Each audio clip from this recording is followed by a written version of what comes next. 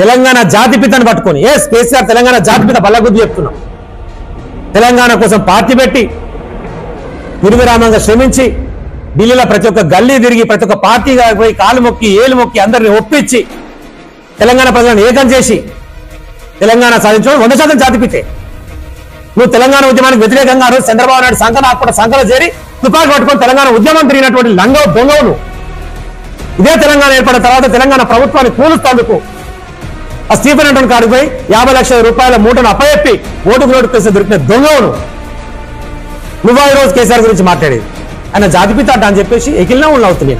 100% కేసీఆర్ జాతిపితనే. ఈ తెలంగాణ జాతి కోసం పనిచేసినాడు. నువ్వు తెలంగాణ జాతి ద్రోహివి. నువ్వు నోరు తెరిస్తే బూతులు తప్ప ఒక్కటి పనికొచ్చే మాట మాట్లాడు.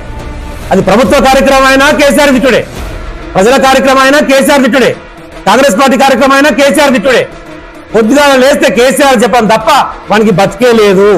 కేసీఆర్ తిట్టుకుంటే వాడిని బతుకుని గడుపుతున్నాడు. ఇంకో జీవితమే లేదు. రేవంత్ రెడ్డి గుర్తుపెట్టుకో.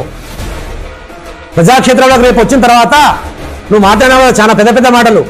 ప్రజాక్షేత్రంలో ఓటు రాజకీయాల ద్వారా రేపు నిన్ను బట్టలో నుంచి నీకే గుణపాఠం చెప్తారు ప్రజలు. దయచేసి తస్మాత్ జాగ్రత్త. నోరు దగ్గర పెట్టుకొని మాట్లాడు, లేకపోతే నాలుక చూరేస్తాను కొడక అని చెప్పి హెచ్చరిస్తా ఉన్నాం.